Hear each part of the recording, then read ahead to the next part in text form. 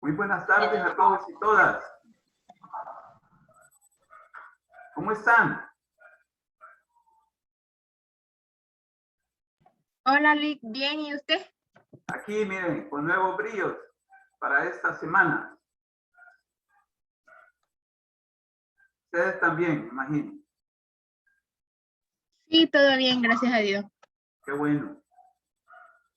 El viernes nos habíamos quedado con un tema ya comenzado, que es el impacto de la pandemia COVID-19 en lo social.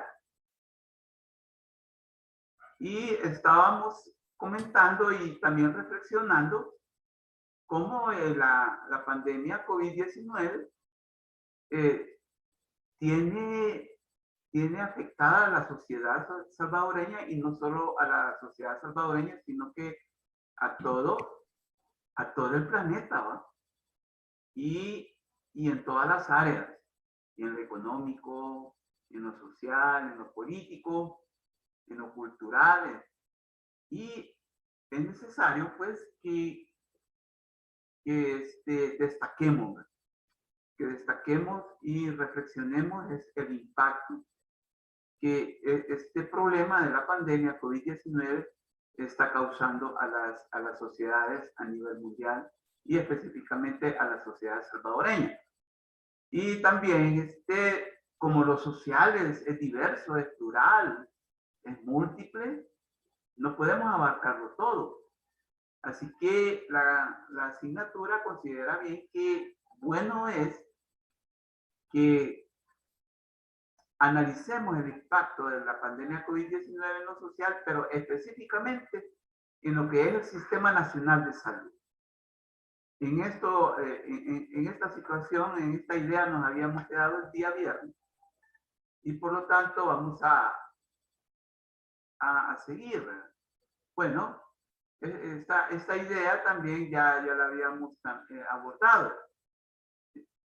Hay mucho aprendizaje significativo, hay mucha experiencia también significativa.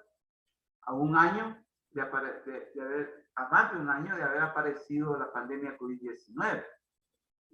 Todos y todas, a unos porque ya les dio, a otros no han experimentado porque no han sido contagiados.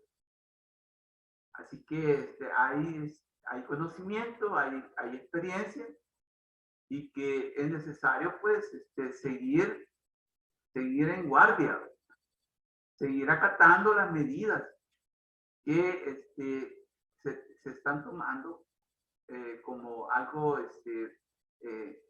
cotidiano.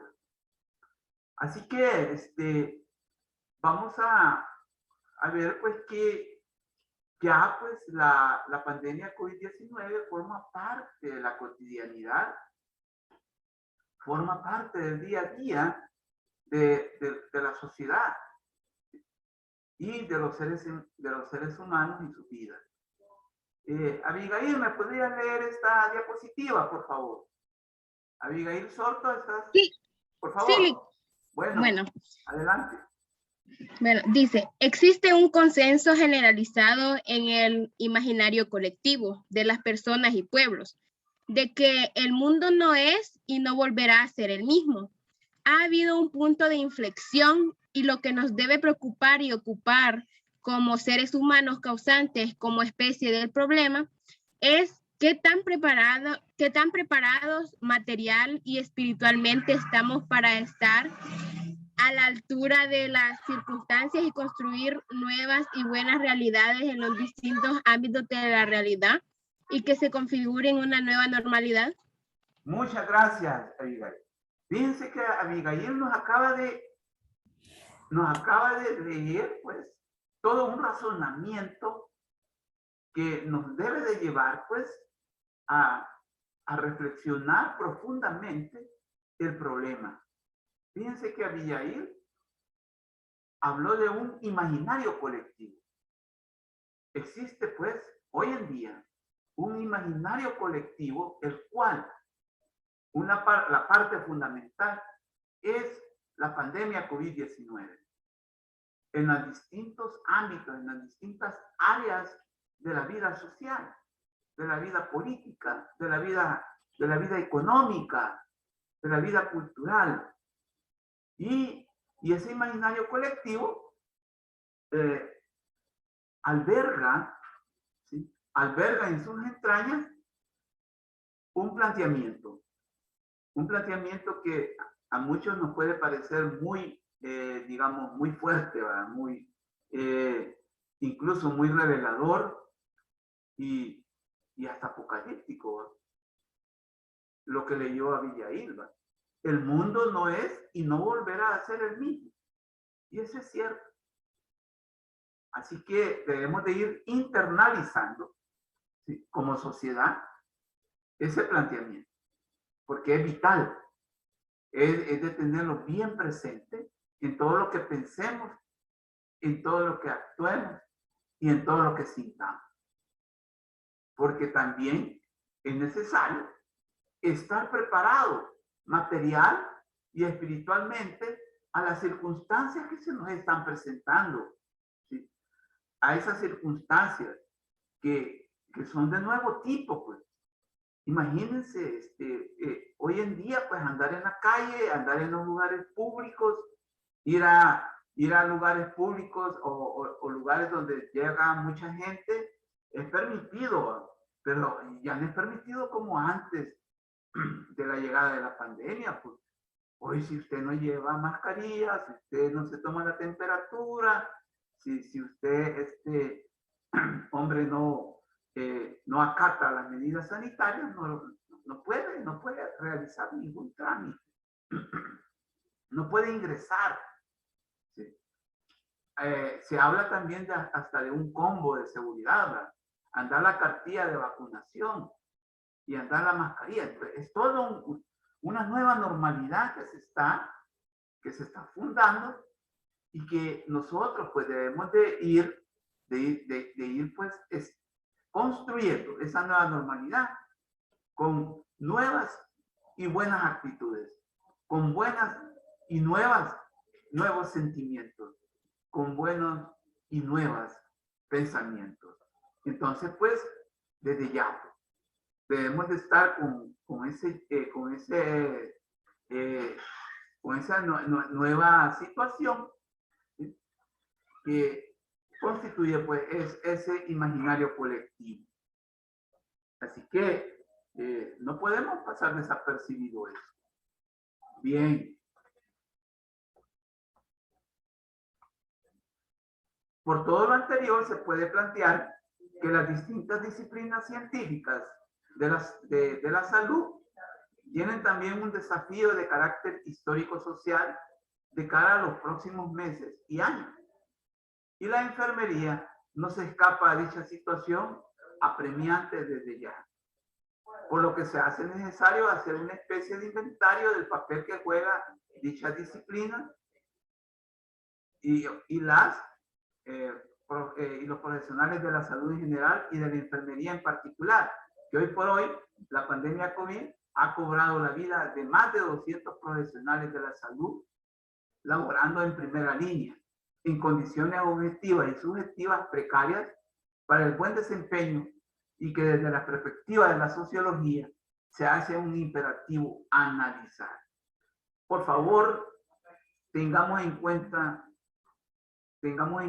que los primeros seres humanos que están en primera línea y que profesionalmente, científica y técnicamente están enfrentando el problema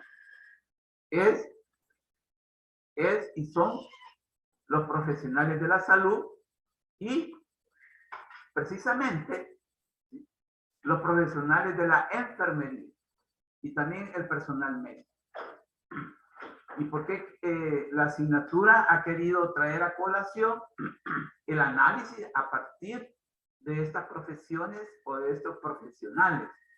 Precisamente porque el COVID-19 ha cobrado la vida de más de 200 profesionales de la salud laborando en primera línea.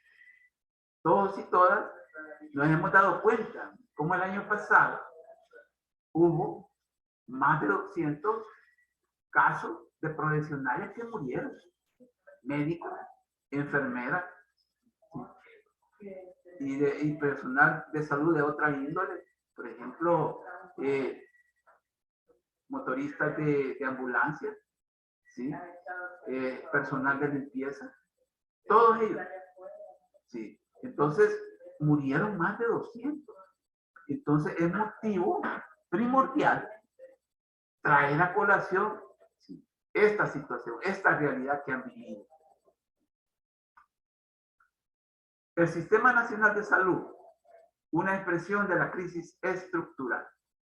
Desafío. Resulta que la pandemia COVID-19 hay un abordaje y un enfoque que a nuestro modo de ver desde la sociología es un enfoque muy equivocado. Por ejemplo, hay un enfoque que dice que es la causa de la pandemia COVID de muchos problemas que tiene la sociedad salvadoreña. El desempleo, por ejemplo, de la pobreza, de que, por ejemplo, hoy hayan en la educación, y que ya vamos a ver más adelante, hayan desfases, hayan desequilibrios en los aprendizajes, y se le echa la culpa a la pandemia. Y en verdad, la pandemia, sí, ha contribuido a que se agraven esos problemas. Pero hay que tener cuidado. Hay que tener cuidado a la hora de discernir las causas. Si algo en sociología debemos de tener en cuenta, y que debemos también de tener mucho cuidado, es cuando en nosotros, frente a la realidad, ¿sí?, a la luz de la sociología, discernimos o identificamos causas, las causas de algo, las causas del por qué algo sucede, y que también se registran efectos. Ustedes saben que en la realidad existen causas en los distintos campos de la realidad, y que estas causas tienen efectos que se logran también verificar empíricamente. ¿Cuál es el enfoque correcto? La pandemia COVID no es la causa. La pandemia COVID ha venido a desnudar situaciones, ha venido a develar situaciones en las cuales ya se venían desarrollando. A tal grado que el COVID-19 vino a desnudar, en otras palabras. Quizás, si usted quiere, la palabra más fácil que puede revelar la situación. De tal manera, pues, que el COVID-19, la irrupción histórica de la pandemia COVID-19, vino a desnudar situaciones, incluso que estaban encubiertas, que no estaban a flor de tierra, que no estaban a flor de la realidad, y que se mantenían invisibilizadas. Entonces, la pandemia COVID-19 ha venido a visibilizar realidades que estaban invisibles. Y eso es grave, ¿sí? Y eso es revelador. Y eso es terrible. Y uno de ellos son los problemas que tenía el Sistema Nacional de Salud. ¿Sí? Resulta que con la irrupción de la pandemia, los problemas estructurales, ojo, del Sistema Nacional de Salud se vinieron a agravar y se vinieron a manifestar en una forma mucho más compleja y mucho más complicada. Y por eso es que decimos en esta diapositiva, el Sistema Nacional de Salud, una expresión de la crisis estructural. Yo al principio del curso les manifesté qué significa la crisis estructural, sociológicamente hablando. Y yo les manifesté sobre la gran historia de la realidad histórico-social. De tal manera que la crisis estructural necesariamente se refiere a problemas de larga data, a problemas estructurales, a problemas viejos, que todavía persisten, que todavía perduran. Imagínense que ayer estábamos hablando de un nivel de la realidad bastante complicado también, como es el aparecimiento del modo de producción capitalista en El Salvador. Y recuerda que yo les dije, miren, aquí está el origen de la violencia, que hoy estamos viviendo todavía. Entonces, ahí yo estaba señalando ya una causa estructural, o sea, de largo alcance, o lo que diría Gramsci como la crisis estructural, es decir, la gran historia. Entonces, el Sistema Nacional de Salud no se exime de esa situación estructural. Y por eso es que decimos aquí desafío. ¿Sí? Desafío para la salud pública. ¿Sí? La pandemia COVID-19 es un desafío para la salud pública del Sistema Nacional de Salud en El Salvador. ¿Qué es? Y aquí está la idea fundamental. La pandemia COVID-19 es considerada un desafío y por lo tanto una amenaza para la salud pública. Sí, y solo sí, por las siguientes razones. Y hay que tener cuidado en esto, porque a partir de digamos, de esta enumeración, ¿sí?, de estas razones, es que nosotros vamos a poder tener una interpretación, una lectura, ¿sí?, una lectura correcta del impacto de la pandemia COVID-19 en lo social. Uno, por el significado y afección en el porcentaje del índice de morbilidad física registrada en la coyuntura que va desde marzo de 2020 hasta la fecha y que se empezó a verificar el aparecimiento y efecto de la enfermedad, es decir, por la cantidad de muertes que produce. Resulta que la morbilidad física es un término médico, es un término de salud. ¿Pero qué quiere decir morbilidad física? Es la cantidad o el número, ¿sí?, de muertes causadas por una dolencia o una enfermedad específica. Ojo, es la muerte causada por una dolencia o una enfermedad específica. A eso se le llama morbilidad física. Ojo con esto. Entonces, la pandemia COVID-19 es una enfermedad, pero es muy distinta a las otras enfermedades y preexistentes que había. Por ejemplo, diabetes, ¿sí?, hipertensión arterial, VIH, insuficiencia renal. ¿Sí? Entonces, la pandemia COVID las ha apartado, ¿sí?, como causa de morbilidad física a esas enfermedades que acabo de mencionar. Las ha apartado para imponerse como una enfermedad que está causando muerte, dolor, ¿sí?, y desesperanza en la población. Y por eso es una amenaza a la salud pública.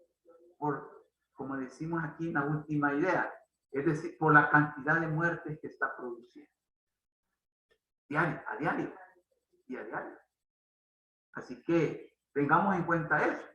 Porque el COVID-19 es una amenaza para la salud pública. Ojo, por el significado, ¿sí?, por la afección que tiene el índice de morbilidad física. Repito, la morbilidad física es aquel índice, ¿sí?, índice de muerte causado por una dolencia o por una enfermedad específica. Ojo, específica. En en este caso por el COVID-19.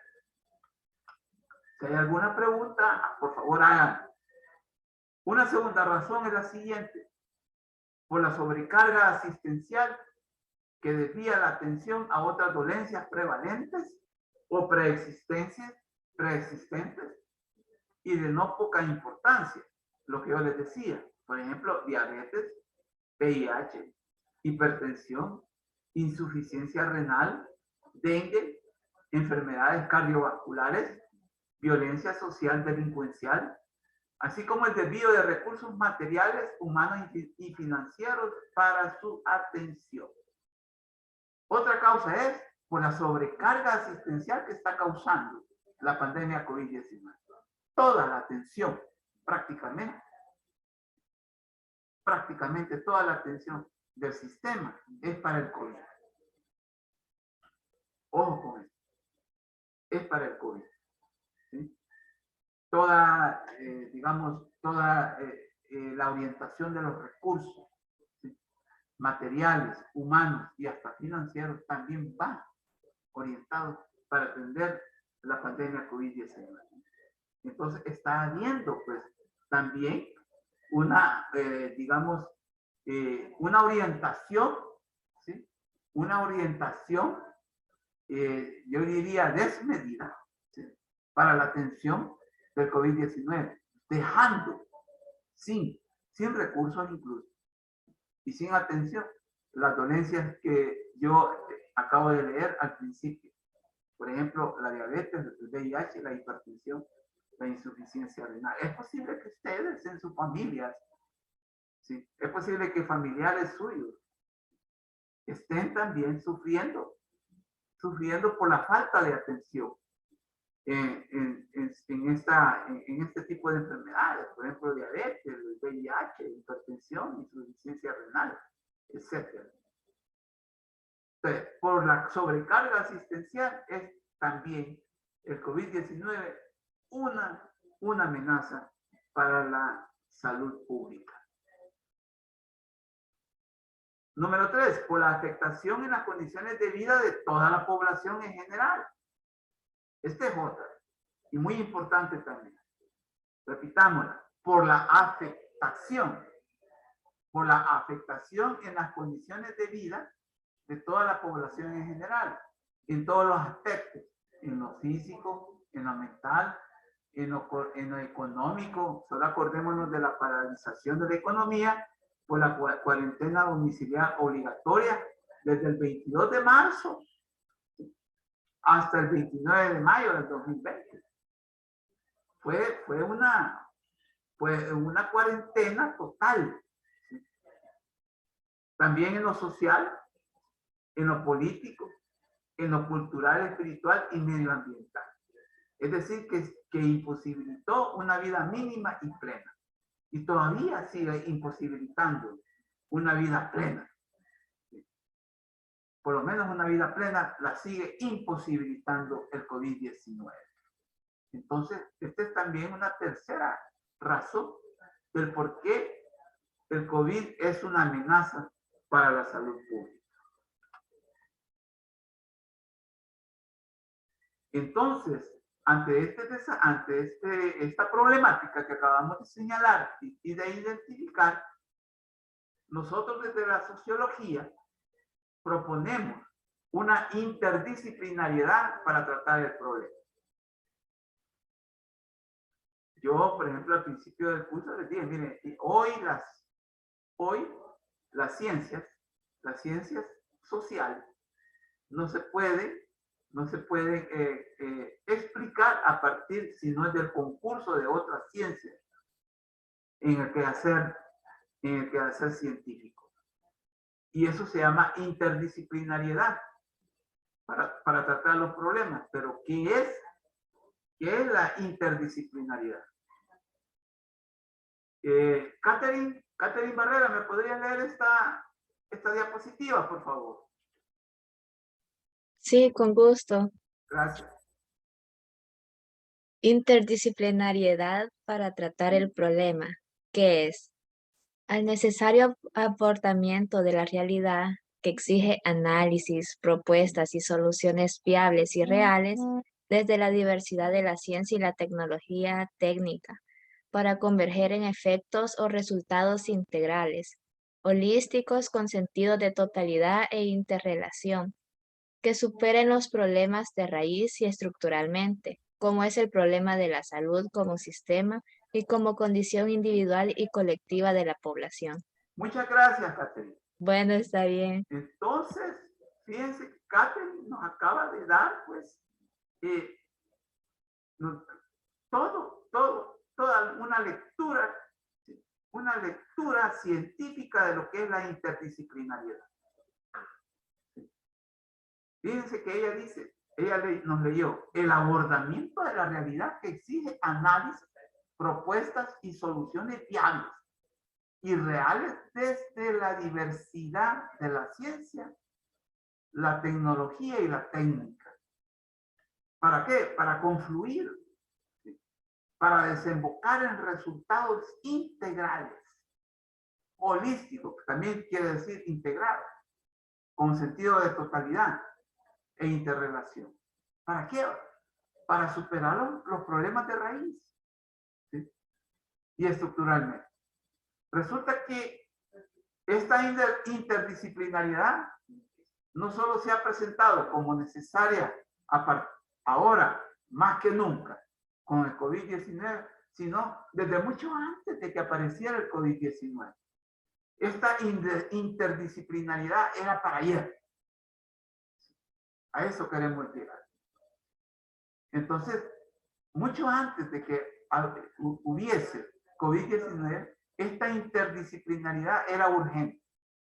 Y hoy es más urgente todavía.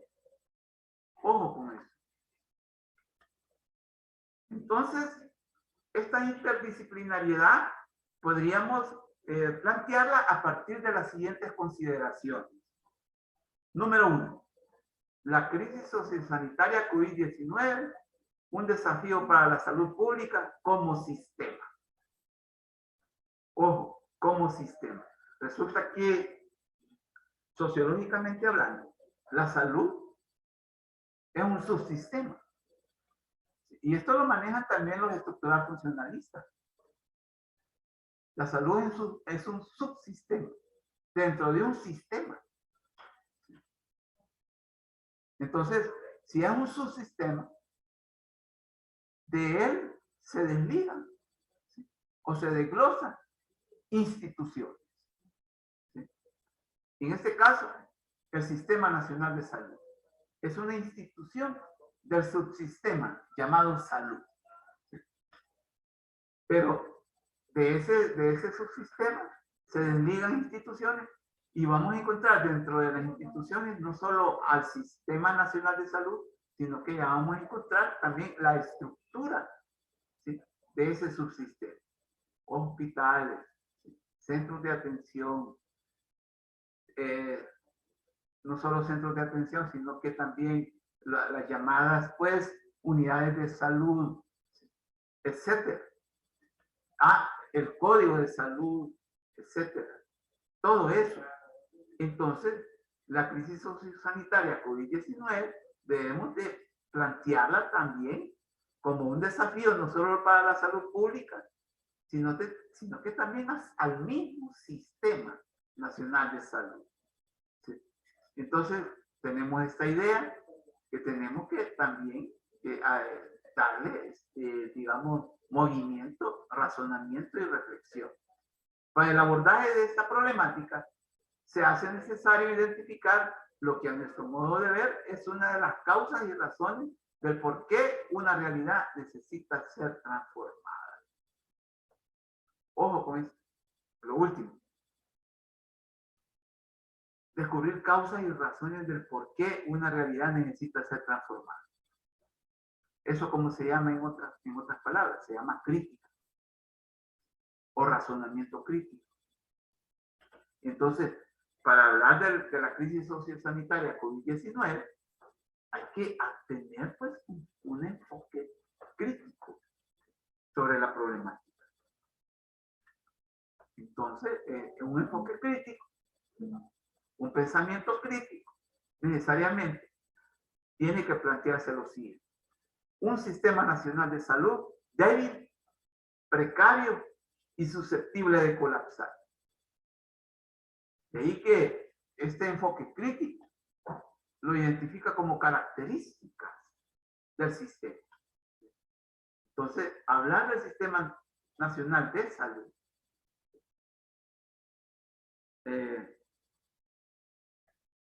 aquí se me fueron las diapositivas, disculpen.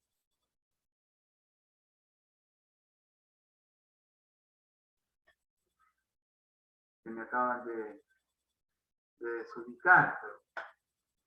Entonces, el Sistema Nacional de Salud es un sistema débil, precario y susceptible de colapsar. Y esas son las características que se pueden identificar. De tal manera, pues, que está la idea fundamental que vamos a plantear. Antes de la pandemia COVID-19, el sistema de salud nacional ya experimentaba problemas endémicos en su operatividad y cobertura. Esto, aunado con la coyuntura de la enfermedad, o sea, de la pandemia, ha venido a complicar y complejizar la capacidad instalada en hospitales, más que todo de segundo y tercer nivel de atención. Lo anterior involucra necesariamente al personal médico y de enfermería.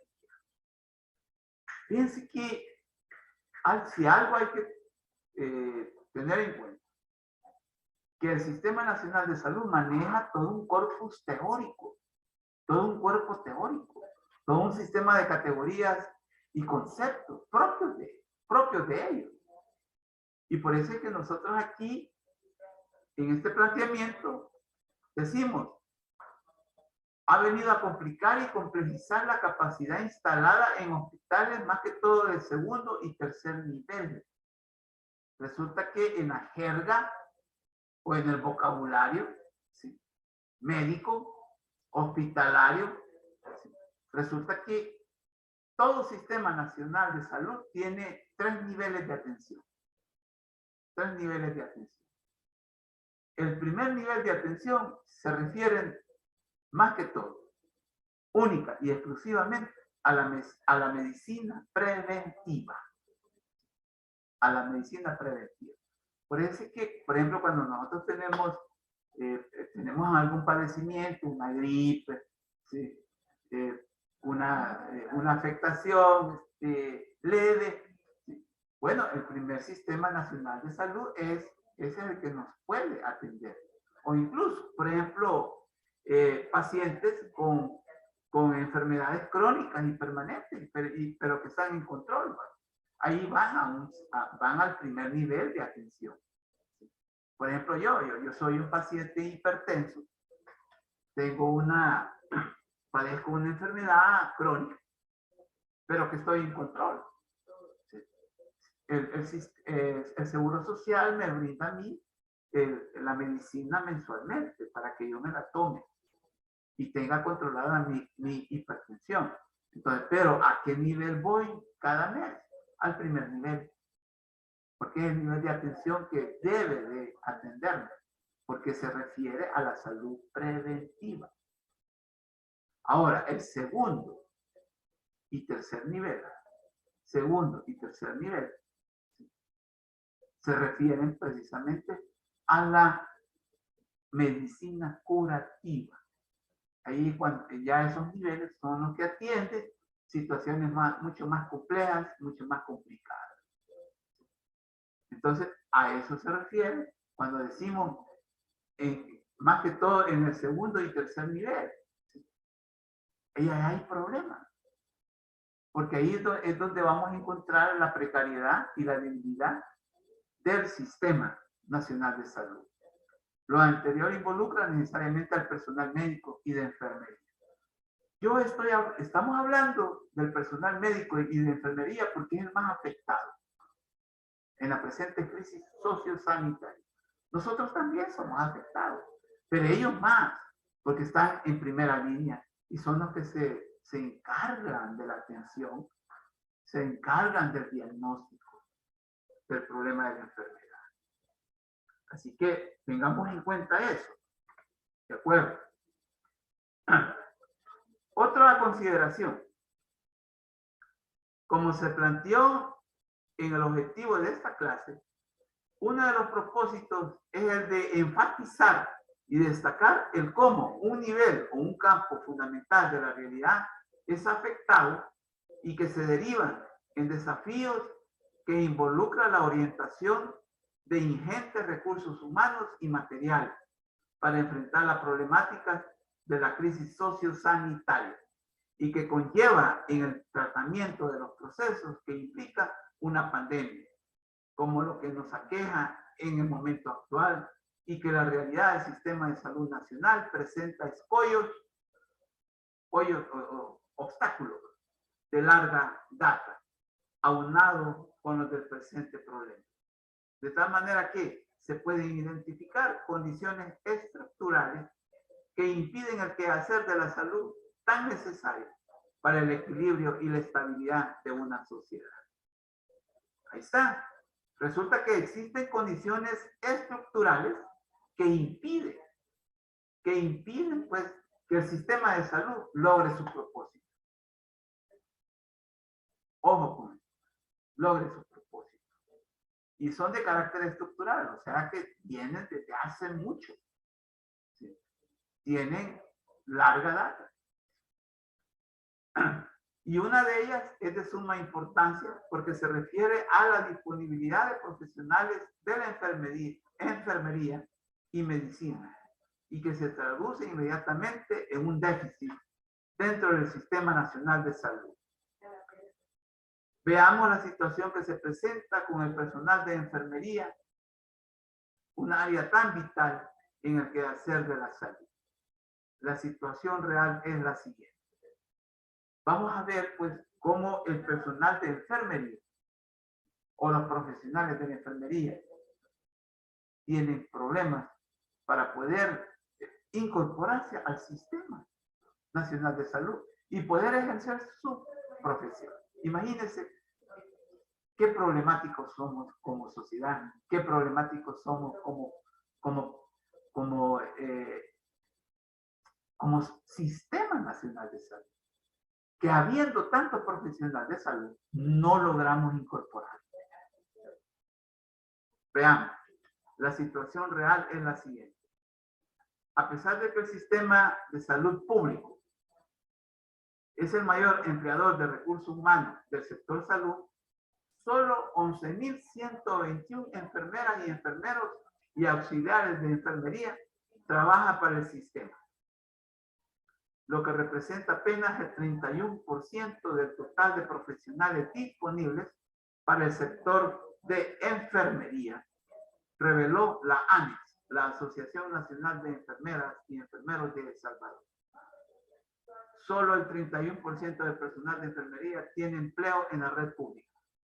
Y aquí está la fuente, es un periódico, la prensa gráfica del 31 de agosto del 2019. Esto era incluso antes de la pandemia. Entonces, lo que queremos llegar a plantear es cómo hay una paradoja. ¿Sí? Hay una paradoja increíble, inexplicable, de cómo habiendo profesional disponible no se logra absorber a todo el personal, hoy más que nunca con este problema del COVID. Vamos a llegar hasta aquí porque el periodo de la primera fase de la clase se nos está terminando. Nos vemos a las 6. ¿De acuerdo? De acuerdo. De acuerdo. Bueno, nos vemos a las 6.